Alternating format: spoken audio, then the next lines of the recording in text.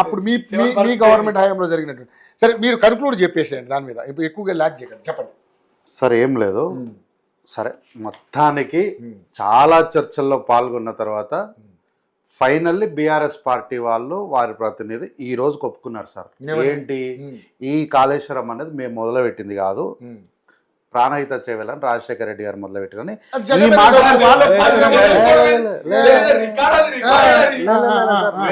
లేదు లేదు సార్ లేదు సార్. కాళేశ్వరం సార్ ఇగో చెప్పండి చెప్పండి చెప్పండి ఆయన చెప్పి ఆయన వెర్షన్ చెప్పండి. ఇప్పుడు వారు చెప్పినంత వరకు మేము మౌనంగా ఉన్నామంటే అది మంచిది. సో నేను వారిని అప్రిషియేట్ చేస్తున్నా, కాదని కూడా అంటలేను. చాలా మంది ప్రతినిధి వచ్చేయమంటారు లే అసలు వీళ్ళకి ఏం తెలియదు, కాళేశ్వరం మాత్రం మాకే తెలుసు, మేమే చేసినాం, మొత్తం మేమే కొబ్బరికాయ కొట్టినాం, మేమే గుమ్మడికాయ కొట్టినాం, చాలా మంది మాట్లాడారు. నేను అన్నదాన్ని అప్రిషియేట్ చేస్తున్నా. ఫైనల్లీ వాళ్ళు కరెక్ట్ చెప్పిరనే చెప్తున్నా. నేను వేరే అంటలేను. అయితే 1995లో నాగార్జున సాగర్ కట్టినాం సార్. ఈ రోజు వరకు కూడా ఏవో చిన్న చిన్న రిపేర్స్ సీపేజ్ వర్కులు తప్ప అది కూలిపోవడం, కొట్టుకపోవడం, పర్రలు వేయడం ఇట్లాంటిది మన సందర్భం ఎప్పుడు చూడలేదు. అట్లేమన్నా ఉంది అంటే రికార్డు తీసుకురమ్మనని నేను చాలాసార్లు ఛాలెంజ్ చేసిన, ఎవరు రాలేదు. తర్వాత ఇందిరా ప్రియదర్శిని జూరాల కానీ, తర్వాత శ్రీపాద ఎల్లంపల్లి కానీ, ఇట్లా కోయిల్ సాగర్ కానీ ఇట్లా చాలా కట్టినాం, కానీ ఎక్కడ కూడా ఇట్లాంటి పరిస్థితులు లేవు. అయితే ఈరోజు ఈ అన్ని ఇట్లాంటి ఆరోపణలు ఏవి కూడా లేకుండా, అంటే ఇట్లాంటి అవినీతి మరకలు అంటకుండా మేము జాగ్రత్తగా ప్రాజెక్టులు కట్టాం. ఎస్ లేట్ అయింది సార్, లేట్ అయింది, బట్ స్టిల్ పర్ఫెక్ట్గా కట్టినాం. మేము లేట్ అయినా పర్ఫెక్ట్గా కట్టినాం. అయితే నేనేమంటలేను ఈ మాటలు, ఇప్పుడు నేను మాట్లాడేది నేను అంటలేను.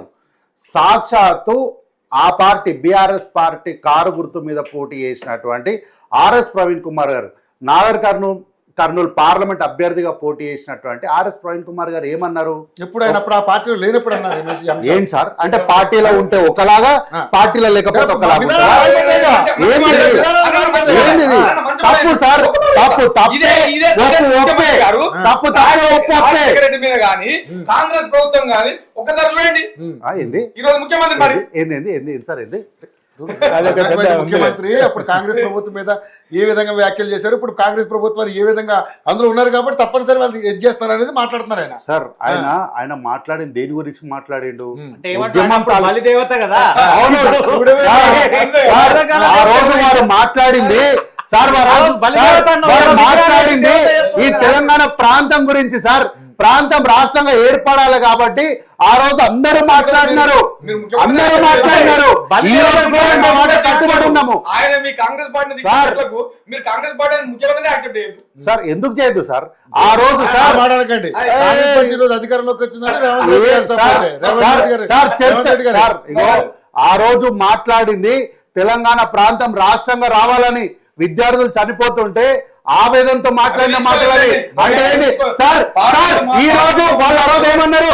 ఆంధ్ర ప్రాంతానికి పుట్టిన వాళ్ళందరూ దయ్యాలని వాళ్ళు అత్యంత అహీనంగా మాట్లాడినారు. వాళ్ళు పోయి రాయలసీమ రతలాల్సి వయసు అని చెప్పారు. లంకలో పుట్టినవన్నీ రాక్షసులని మాట్లాడింది కేసీఆర్. మరి ఎట్లా ఆంధ్ర ప్రాంతానికి పోయి జగన్మోహన్ రెడ్డి ఆలింగనం చేసుకుంటారు? రోజా గారింటి పీతల కూర పెడితే ఎట్లా తిని వస్తారు సార్? అంటే దయాలతో మీరు ఎట్లా సాహసం చేస్తారు?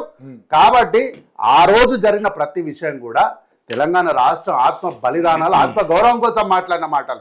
కానీ తెలంగాణ రాష్ట్రం గురించి మాట్లాడండి. 2014 తర్వాత రాజకీయం మాత్రమే మాట్లాడదాము. అంతకుముందు అంటే చర్చల చరిత్ర గురించి అంటే చెప్పాలంటే ఎవరు వస్తారు ఆ పార్టీ నుంచి రమ్మంటే చరిత్ర నేను చెప్తా. వయసు తక్కువ ఉంది, ఈ ప్లాన్కి ఏం తెలియదు అనుకుంటారేమో వాళ్ళు. చరిత్ర మొత్తం ఇంచు లోపల రూమ్లలో ఏం జరిగిందో కూడా చెప్తా నేను. సబ్జెక్ట్ కి వయసుకి సంబంధం లేదు, అదే అంటున్నా నేను. కాబట్టి ఏంది ఆర్ఎస్ ప్రవీణ్ కుమార్ గారు ఏమన్నారు? వాళ్ళు చాలా కూలంకషంగా మాట్లాడుతూ కల్వకుంట్ల చంద్రశేఖరరావు గారిని అరెస్ట్ చేయాలి, వాళ్ళ ఆస్తులను అటాచ్ చేయాలి ఇమీడియట్ గా అంటూ వక్కా నుంచి మరి చెప్తున్నారు. ఇదే ఆర్ఎస్ ప్రవీణ్ కుమార్ గారు ఈ రోజు వెళ్ళి వారి పక్కన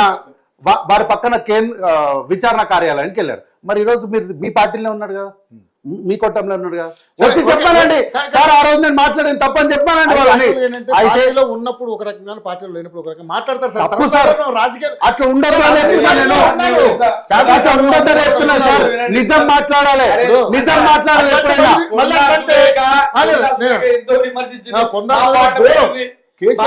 మనరాని మాట సార్ రాజకీయాల్లో ఈ విధానం ఉండకూడదు అంటున్నా. రాజగోపాల్ రెడ్డి. సార్, నేను రాజకీయాల్లో ఈ విధానం ఉండకూడదు అంటున్నా. నేను ఏమంటున్నా, ఇది ఉండకూడదు, ఇది అధికార పార్టీలో కూడా ఉంది సార్. లేదు సార్, లేదు లేదు. రాజగోపాల్ రెడ్డి రాజగోపాల్ రెడ్డి ఇగో అన్న రైట్. తిట్టింది కదా, ఆ subject కదా. తిట్టింది కదా, రండి మరి మీరు బయలుదేరండి, రేపు పొద్దున వేసుకొని బయలుదేరండి. ఇవన్నీ అయితే నేను ఏమంటున్నా సార్, అయితే చెప్పండి. ప్రకృతి వార్నింగ్ ఇచ్చింది. మీ దగ్గర అన్నారం బ్యారేజ్ మునిగిపోయినప్పుడే ప్రకృతి వార్నింగ్ ఇచ్చింది, అయినా కూడా మీరు సరి చేసుకోలేదు అని ఆ రోజు వారు చెప్పిన ఈ మాటని. అయితే ఈ రోజు మీరేమంటారు, ఇవన్నీ కాదు, అది కాదు, మేము కాళేశ్వరం చాలా మంచిగా అందంగా కట్టినాం. మీరు కట్టిన దానిపైన మాకు ఎవరు కూడా ఇబ్బందులు లేవు. కాలు అక్కడ జరిగినటువంటి, మీరు కట్టిన దాని గురించి ఎవరు ప్రశ్న వేస్తలేరు, కట్టిన విధానం గురించి మాత్రమే ప్రశ్న వేస్తున్నారు. అయితే ఇంతకుముందు అన్నగారు మాట్లాడుకుంటూ ఎందుకు రారు జనాలు, ఎవరిని పిలిపించలేదు, వాళ్ళంతకు వాళ్ళే వచ్చిర్రు అని. సార్ వీరి అంటే వారి దృష్టిలో ఉందో లేదో, వారికి తెలుసో లేదో నాకు తెలియదు. వారు కల్వకుంట్ల చంద్రశేఖరరావు గారిని భుజాల మీద ఎక్కించుకొని మరి చేస్తున్నారు. కానీ మరి కల్వకుంట్ల చంద్రశేఖరరావు గారు ఓ 100లకు పై ఎకరాల ఫామ్ హౌస్ ని విస్తరింపజేసుకొని కొన్ని వేల కోట్ల ఆస్తులకు అధిపతి అయిపోయి చెప్పులు వేసుకోవడానికి కూర్చోవడానికి ఇనుప కుర్చీలు లేని స్థాయి దగ్గర నుంచి ప్రత్యేకమైనటువంటి ఫ్లైట్లు హెలికాప్టర్లు కొనుక్కునే స్థాయికి ఎదిగిరు. మరి మా అన్నారు ఎక్కడ దాకా ఎదిగిరో నాకైతే తెలియదు. ఏమంటున్నా, ఈ రోజు వారిని భుజాల మీద బాగా ఎత్తుకుంటున్నారు.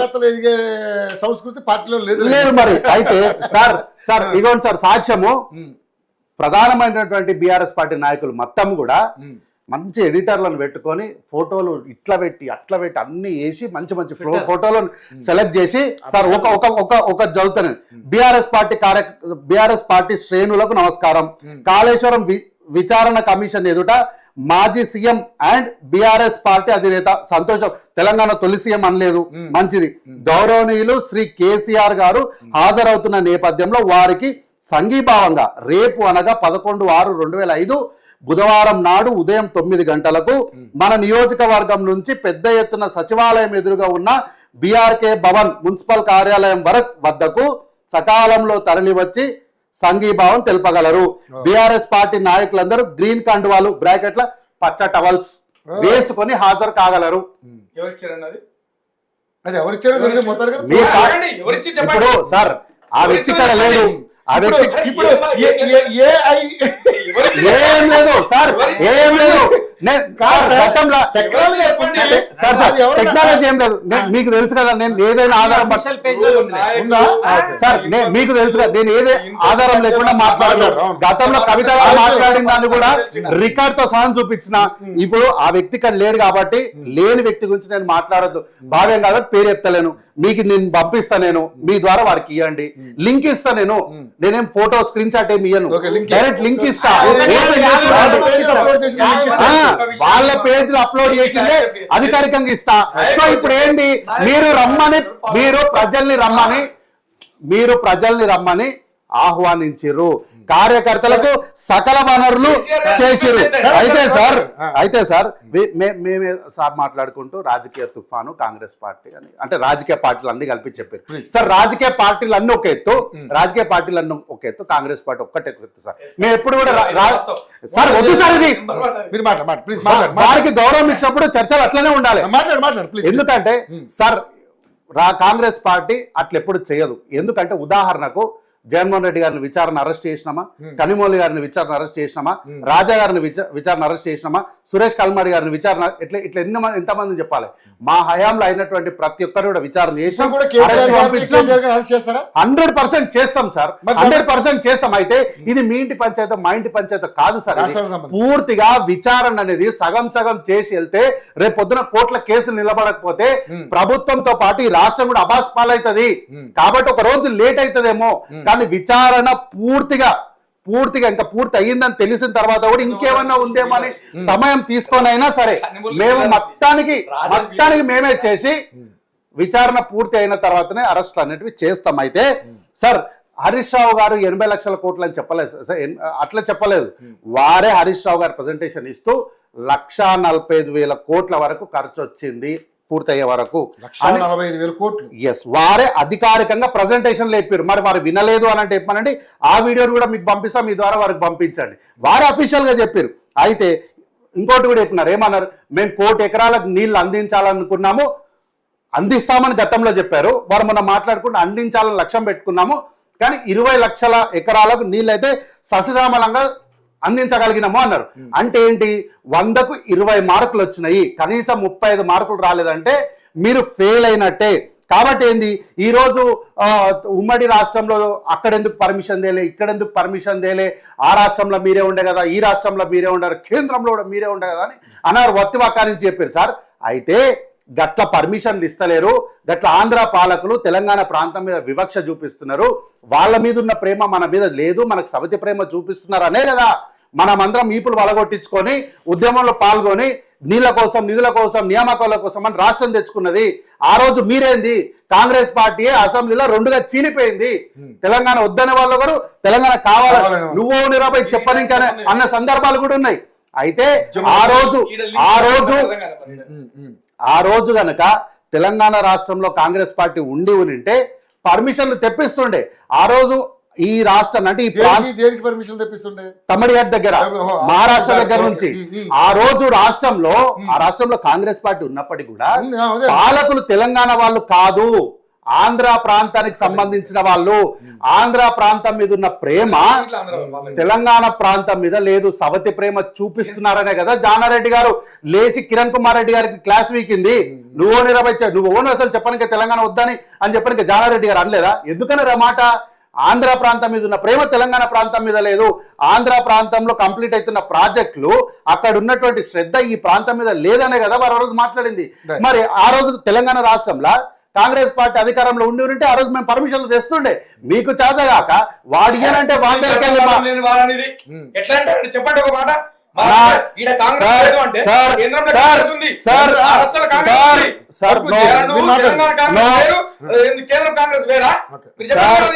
సార్ వారికి అవగాహన లేకపోతే అవగాహన లేకుండానే ఉండాలి. తెలంగాణ ప్రాంతం రాజకీయ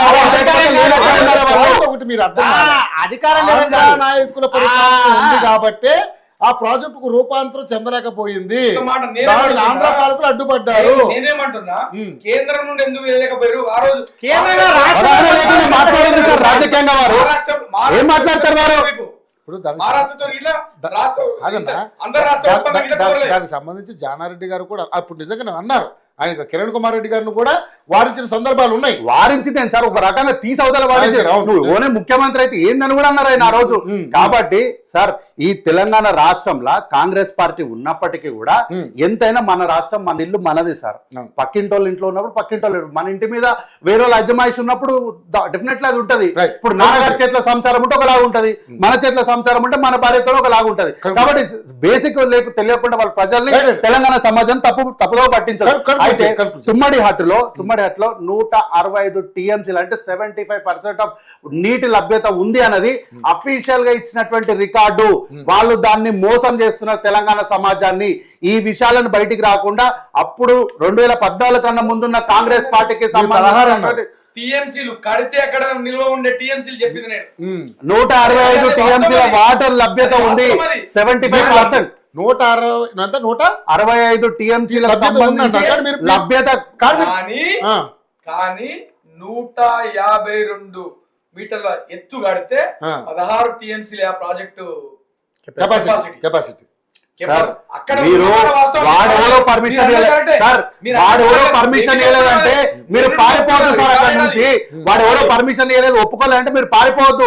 మీరు 7 మండలాలు తీసుకపోయి ఆంధ్రప్రదేశ్ లో కలపలే 7 మండలాలు ఆంధ్రప్రదేశ్ లో కలపలే. అట్లా మీరు ఉద్యమం చేసేది ఉండే, మరో ఉద్యమం చేయాల్సింది సార్, మరో ఉద్యమం చేయాల్సింది. అయితే ఎక్కడ ఇప్పుడు అన్నగారు మాట్లాడారు, కాంగ్రెస్ పార్టీ పైన పూర్తి బాధ్యతను పెట్టారు. కాంగ్రెస్ పార్టీ పైన పూర్తి బాధ్యత లేదు కాళేశ్వరం గురించి. బీజేపీ కూడా బాధ్యత ఉంది, మేము అవినీతి జరిగింది అని మాత్రం అక్కడ వరకే పరిమితమైనాము. బీజేపీ వారు ఏటీఎం గా మారింది అన్నారు. కాబట్టి నేను ఒకటి విజ్ఞప్తి ఏం చేస్తున్నా అంటే, ఇది సరైన సమయము. మీరు కూడా, మీకు అన్ని విషయాలు తెలుసు, మళ్ళీ ఎవరో వచ్చేసారి ఇది విషయం అని చెప్పాల్సిన అవసరం లేదు, మీకు అన్ని విషయాలు తెలుసు. కాబట్టి విజ్ఞప్తి మాత్రం ఇది, కేంద్ర ప్రభుత్వం అధికారికంగా విచారణకు ఆదేశించి వీరిపైన చర్యలు తీసుకోవడానికి ముందుకు వస్తే బాగుంటుంది. తెలంగాణ సమాజానికి మంచి జరుగుతుంది ఉండాలన్నది మా విజ్ఞప్తి. అయితే సార్ ఒక లాస్ట్ మాట, ఒక్కటే మాట సార్. ఈ రోజు ఏమన్నారు వీళ్ళు, ఇంత మాట్లాడుకుంటూ సార్ ఖర్చులు పెరిగిపోతాయి, రేటు పెరుగుతుంది, తప్పేముంది, అది పెరిగితే తప్పేం లేదు అంటున్నారు కదా. మరి ఎందుకు నిన్న కల్వకుంట్ల కవిత గారు హైదరాబాద్ నడిబొడ్డు పైన ఒక అరాచకమైనటువంటి క్రీడకు తెరలేపారు. దానికి బీఆర్ఎస్ వాళ్ళు ఆద్యం ఎందుకు పోసారు? సహజం కదా పెరగడం అనేది, ఏదైనా సరే రేట్లు పెరగడం సహజం కదా. మీరు కేవలం 4 సంవత్సరాలకే ఇంత అయినప్పుడు 2 సంవత్సరాలలో మేము 5 రూపాయల నుంచి 10 రూపాయలు వేస్తే వీళ్ళు ఎందుకు అరాచకమైనటువంటి క్రీడకు తెరలేపారు? కాబట్టి ఏంటంటే బస్ పాసులు అయితే సార్ ఏం లేదు అయితే ఏం తెలుసా, వీళ్ళది ఏం తెలుసా, మనం చేస్తేనేమో మంచి, ఎదుటోళ్ళు చేస్తారేమో ఇక అస్సలు మొత్తం సర్వనాశనం అయిపోతున్నాడు. ఈ ధోరణి మానుకోవాలి. ఆయన కూడా అర్జెంట్ నేనేం మాట్లాడలేదు సార్, నేనేం మాట్లాడలేదు దాని గురించి, దాని గురించి. ఇంకా చర్చకు పోతే ఇంకా అసలు వేరేలా ఉంటాయి. నేను మాట్లాడలేదు దాని గురించి, ఎందుకని ప్రశ్న మాత్రమే అనుకున్నా. పెంచిన దాని మీద మీరు అంత గగ్గోలు పెట్టారు కదా, అటువంటి ఆపేశారు ఆయన. 4 ఏళ్లలో 1,45,000 కోట్ల ఏమన్నా సార్ 5 రూపాయలు 10 రూపాయల కాడ భలే చెప్తారు వీళ్ళు. ఆర్టీసీ బాగు చేయాలనే చిత్తశుద్ధి లేదా వాళ్ళకి? ప్రజా సమస్యల మీద అలుపెరగని పోరాటం చేస్తుంది. బీసీల గురించి కానీ ఏం 10 ఏళ్ళు ఏం చేశారు? 10 ఏళ్ళు ఏం చేశారు? ఎందుకు నాయన అడగారు? వాళ్ళు కూడా నేను ఎందుకు చేశారు కూడా దాని వేరే సబ్జెక్టు. బట్ నాకు చిన్న కన్క్లూజన్ ఇస్తా. నిజంగానే మీరు ఈ రోజు ఆడవాళ్ళకి ఫ్రీ బస్ పెట్టారు. అవును. సో మీరు దానికి అంటే ఒక అడుగు వెయ్యనేలా ఆఫ్టర్ 2 అడుసులో అయిందా? 2 years అయిపోయింది. సో మీరు 2 years సార్, మరి దాంట్లో 2 సంవత్సరాలు ఉచిత బస్సు తీసేస్తాం ఏమన్నా? కాదు, మీరు ఉచిత బస్సు తీసేస్తామా? అదే ఉచిత బస్సు నేను చెప్తా. 4 సంవత్సరాలు బస్సు తీయలేదు, ఛార్జీలు ఎందుకు పెంచారు సార్? 4 ఎందుకు పెంచాలి సార్? సార్ ప్రభుత్వమే కదా భరించేది. ప్రభుత్వమే కదా భరించేది. 1150 రూపాయల నుంచి 1300 1400 చేశారు. 4 సంవత్సరాలు with in the span of 4 years, with in the span of 4 years 1,45,000 కోట్లకు పోయినప్పుడు ఆడవాళ్ళకి ఎందుకు ఫ్రీ ఇవ్వాలి, వీళ్ళ మీద ఎందుకు బాధ చేయాలి? ఏంది సార్ ప్రజలు? అది ఆ ఫ్రీ ఇవ్వడానికి కారణాలు ఏంటో కూడా ఇదే చర్చ. With in the span of 4 years, with in the span of 4 years, sir, within the span of 4 years, మాట్లాడదాం. అది కూడా ఈ రెండు మాట్లాడదాం. మీరు కూడా దాని మీద ప్రిపేర్ అయ్యండి. మీరు కూడా ప్రిపేర్ అయ్యండి. ఫైనల్ చెప్పండి. నిజంగానే సరే, ఆయన అన్నట్టుగా ఒక మంచి పాయింట్ తీశారు ఆయన. అప్పుడున్నది ఆంధ్రప్రదేశ్, ఉమ్మడి ఆంధ్రప్రదేశ్లో ఈ ప్రాజెక్ట్ ఏదైతే తుమ్మిడి హిట్లో కట్టాల్సిన ప్రాజెక్ట్ సంబంధించి ఏదైతే